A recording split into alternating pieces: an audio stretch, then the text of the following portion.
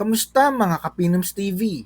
Sa loob ng mahigit isang siglo, naging mahalagang bahagi ng buhay ng milyong-milyong Pilipino ang mga provincial bus.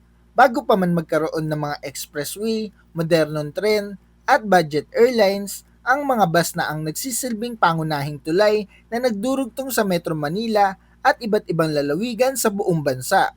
Sa video na ito, pag-uusapan natin ang 10 pinakamatatandang bus company sa Pilipinas na aktibo pa rin at bumabiyahe hanggang ngayon. Malalaman natin kung kailan sila naitatag, sino ang mga nagtatag nito, paano sila lumago sa paglipas ng mga dekada, gaano nakalawak ang kanilang operasyon, at ang tinatayang taunang kita ng bawat kumpanya. Handa ka na ba? Simulan na natin! Number 10. Partas Transportation Company. Kapag pinag-uusapan ang mga bus na halos araw-araw na bumabiyahe patungong Ilocos, isa sa mga unang pumapasok sa isip ng maraming Pilipino ay ang Partas Transportation. Sa loob ng maraming dekada, naging isa ito sa mga pinakakilalang pangalan sa Northern Luzon at hanggang ngayon ay libu-libong pasahero pa rin ang umaasa rito para sa ligtas at komportableng biyahe. Itinatag ang Partas Transportation Company noong 1989 nina Luis Chavez Singson at Rolito Go. Mula sa iilang bus units, mabilis itong lumawak at naging isa sa pinakamalalaking operator sa rutang Metro Manila patungong Ilocos Norte, Ilocos Sur, La Union, Abra at Benguet. Kilala rin ang kumpanya sa pagpapakilala ng mga executive at luxury coach buses na may reclining seats, onboard comfort features at mas mabilis na biyahe kumpara sa karaniwang provincial buses.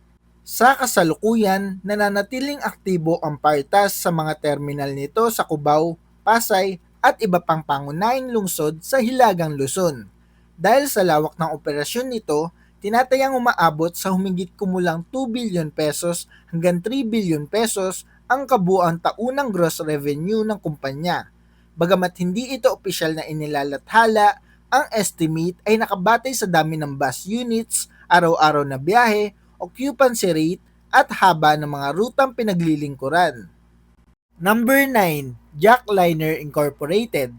Mula sa iilang bus lamang, unti-unting naging isa sa pinakamalalaking pangalan sa Southern Luzon ang Jackliner. Hanggang ngayon, halos bawat araw-araw ay libu-libong manggagawa, estudyante at turista ang sumasakay sa kanilang mga bus papunta at pabalik ng Metro Manila. Itinatag ang Jackliner noong 1987 ng pamilya Chua. Sa paglipas ng panahon, lumawak ang operasyon nito hanggang maging isa sa pinakamalalaking transport group sa bansa. Bukod sa sarili nitong fleet, nasa ilalim din ng grupo ang Jamliner at Dagupan Bus Company dahilan upang lalo pang lumaki ang sakop ng kanilang serbisyo. Ang pangunahing ruta ng Jackliner ay patungong Laguna, Batangas at Quezon. Kilala rin sila sa regular na pag-upgrade ng kanilang mga bus at maayos na maintenance program. Dahil sa lawak ng operasyon, tinatayang nasa 2.5 billion pesos hanggang 4 billion pesos bawat taon ang gross revenue ng buong transport group, bagamat wala itong opisyal na public financial disclosure. Number 8. Viron Transit. Hindi man kasing ingay ng ibang bus company sa social media, isa pa rin ang Viron Transit sa mga pinakarespetadong pangalan sa Hilagang Luzon. Marami pa ring pasahero ang pumipili rito dahil sa mahabang karanasan at matatag na serbisyo. Itinatag noong April 8, 1978 ni Virgilio Rondaris, ang Viron Transit ay nag-ugat mula sa pamilya na matagal nang nasa industriya ng pampasaherong transportasyon. Sa paglipas ng mga taon, naging pangunahing operator ito sa mga rutang patungong La Union, Ilocos Sur at Ilocos Norte. Bagamat hindi kasing laki ng ibang transport conglomerates, patuloy pa rin ang paglago ng kumpanya. Batay sa lawak ng operasyon nito, tinatayang nasa 700 million pesos hanggang 1.2 billion pesos ang gross annual revenue nito. Muli, ang halagang ito ay estimate lamang at hindi opisyal na inilalabas ng kumpanya. Number 7. Superlines Transportation Company.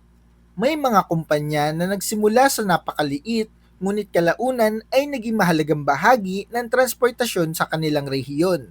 isa na rito ang Superlines Transportation.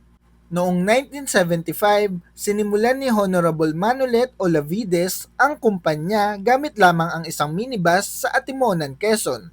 Dahil sa lumalaking pangangailangan ng mga biyahero, unti-unti nitong pinalawak ang fleet hanggang makapagbukas ng mga rutang nagdurugtong sa Metro Manila, Quezon Province at iba't ibang bahagi ng Bicol Region. Sa kasalukuyan, regular pa rin bumabiyahe ang kanilang mga bus mula Cubao at PITX.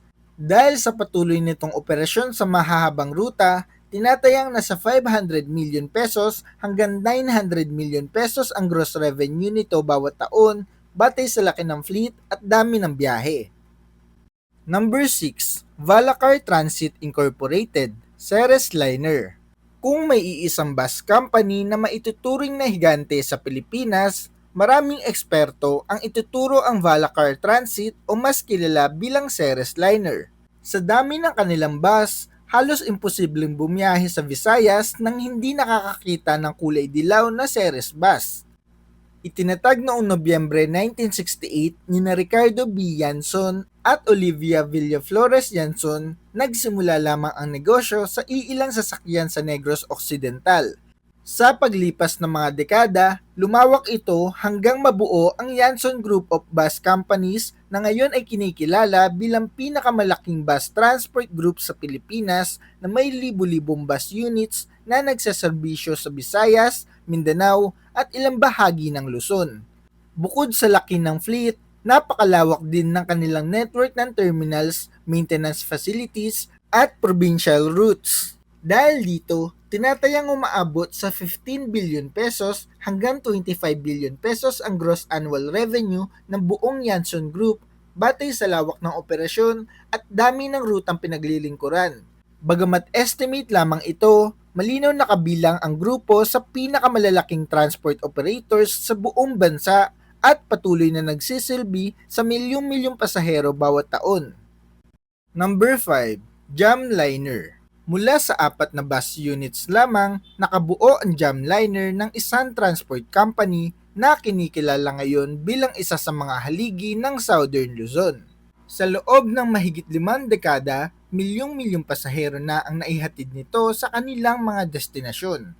Itinatag ang Jamliner noong April 17, 1968 ni na Artemio at Josefina Mercado sa Binyan, Laguna. Ang pangalang Jam ay hango sa mga initial ng kanilang mga anak. Sa simula ay 4 lamang ang kanilang bus na bumabiyahe sa rutang Maynila at Laguna. Ngunit dahil sa maayos na serbisyo at patuloy na pagdami ng mga pasahero, mabilis na lumawak ang kanilang operasyon hanggang marating ang Batangas at Quezon.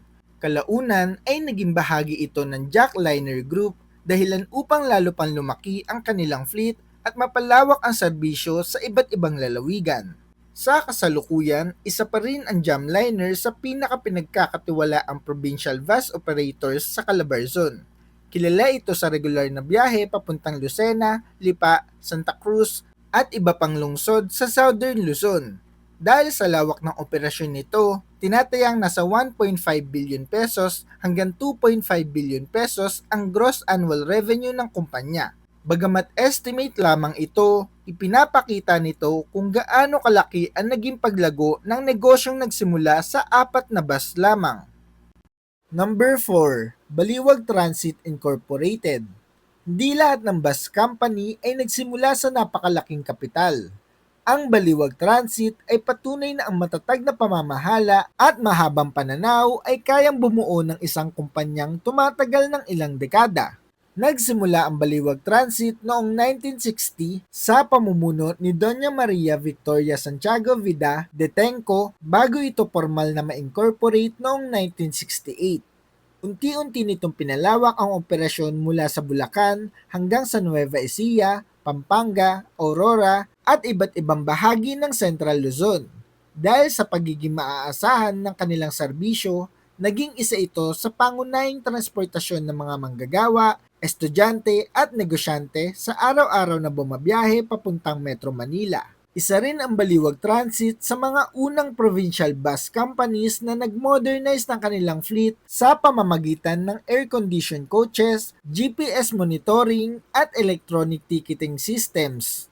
Hanggang ngayon ay patuloy itong namumuhunan sa mas bagong bus units upang mapanatiling ligtas at komportable ang biyahe ng kanilang mga pasahero.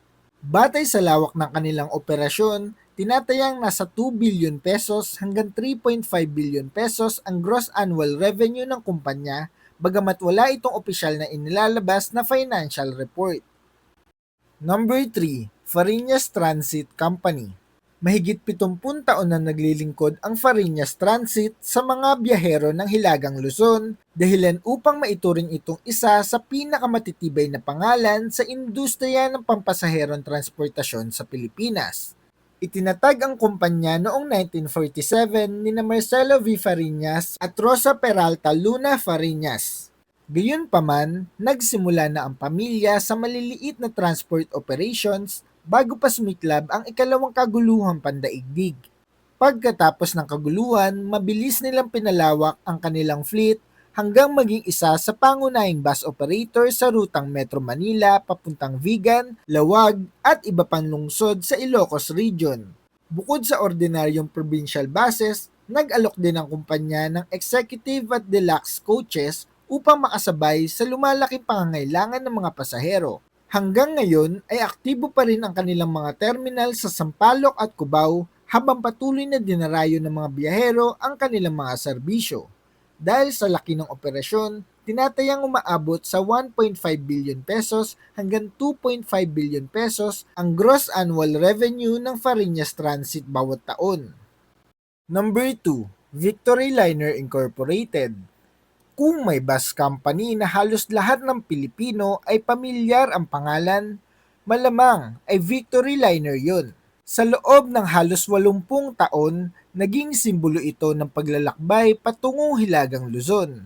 Itinatag noong Oktubre 15, 1945 ni Jose I. Hernandez, nagsimula ang Victory Liner gamit ang mga surplus military trucks na ginawang pampasaherong bus matapos ang ikalawang kaguluhang pandaigdig. Sa paglipas ng mga dekada, lumawak ang kumpanya hanggang magkaroon ng mahigit 1,000 bus units na bumabiyahe sa Baguio, Pangasinan, Tarlac, Zambales, Nueva Ecija, Cagayan Valley at marami pang lalawigan. Isa rin ito sa iilang bus companies na tuloy-tuloy ang operasyon mula nang maitatag nang hindi dumadaan sa malawakang pagsasara o pagpapalit ng pangalan. Bukod sa regular at deluxe buses, kilala rin ang Victory Liner sa premium services nito at sa modernong maintenance facilities na tumutulong upang mapanatiling maayos ang kanilang fleet. Dahil sa laki ng operasyon at dami ng pasahero araw-araw, tinatayang nasa 8 billion pesos hanggang 12 billion pesos ang gross annual revenue ng kumpanya.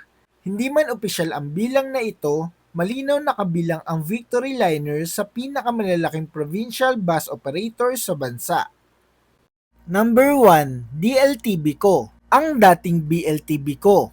Sa lahat ng bus companies na aktibo pa rin bumabiyahe sa Pilipinas, isa ang DLTBco sa may pinakamahabang kasaysayan. Ang pinagmulan nito ay umaabot pa noong panahon na kakaunti pa lamang ang mga sasakyang bumabiyahe sa mga pangunahing kalsada ng bansa. Nagsimula ang kasaysayan nito noong 1918 sa pagkakatatag ng Batangas Laguna Tayabas Bus Company o BLTBco ni Max Blaus. Sa loob ng maraming dekada, ito ang naging pangunahing transportasyon ng mga biyahero patungong Batangas, Laguna, Quezon at Bicol Region. Noong unang bahagi ng 2000 ay nahinto ang operasyon ng lumang BLTBco dahil sa mga isyong pinansyal at paggawa. Kalaunan, ang Del Monte Motor Works ang nagpatuloy sa maraming ruta at prangkisa nito sa ilalim ng pangalang DLTBco, kaya naipagpatuloy ang mahigit 1 siglong pamana ng isa sa pinakamatandang linya ng bus sa Pilipinas. Sa kasalukuyan, nananatiling isa ang DLTBco sa pinakamahalagang transport provider sa Southern Luzon at Bicol Region. Araw-araw ay daan-daang biyahe ang inilulunsad nito mula Metro Manila patungo sa iba't ibang probinsya, kabilang ang Batangas, Laguna, Quezon, Camarines Sur, Albay, Sorsogon at maging ilang rutang patungong Visayas sa pamamagitan ng RoRo o Roll-on Roll-off ports. Dahil sa lawak ng operasyon nito, tinatayang nasa 3 billion pesos hanggang 5 billion pesos ang gross annual revenue ng kumpanya. Bagamat estimate lamang ito, hindi maikakaila na ang DLTV Co ay nananatiling isa sa pinakamatatag at pinakamatandang pangalang patuloy na bumabiyahe sa mga lansangan ng Pilipinas. Isang buhay na pamana ng mahigit isang siglo ng pampublikong transportasyon. At iyon nga mga Kapinoms TV, ang 10 pinakamatandang bus company sa Pilipinas. Sa kabila ng mabilis na pagbabago ng teknolohiya at pag-usbong ng iba pang uri ng transportasyon, nananatiling matatag ang mga bus company na ito. Sa loob ng maraming dekada, patuloy nilang iniuugnay ang mga lungsod at lalawigan, nagbibigay ng kabuhayan sa libu-libong manggagawa at nagsisilbi sa milyong-milyong pasahero taon-taon. Ngayon naman, gusto naming marinig ang inyong opinyon. Alin sa mga bus company na ito ang pinakamatagal na ninyong nasakyan? May bus company ba sa listahan na hindi pa ninyo nasusubukan ngunit gusto nyong masakyan? At kung may iba pa kayong alam na veteranong bus company na sa tingin ninyo ay dapat na isama sa listahang ito, ano ito at bakit? Ibahagi ninyo ang inyong sagot sa comment section para mapag-usapan natin yan. Kung nagustuhan nyo ang video na ito, huwag kalimutang i-like, i-share ang video at mag-subscribe sa ating channel para updated ka sa mga paparating pa nating videos. Huwag nyo rin kalimutang i-comment kung tagasan kayo para ma-shoutout ka namin sa mga susunod na video. Mga Kapinoms TV, maraming salamat sa panonood. Hanggang sa muli, ito ang Pinoms TV.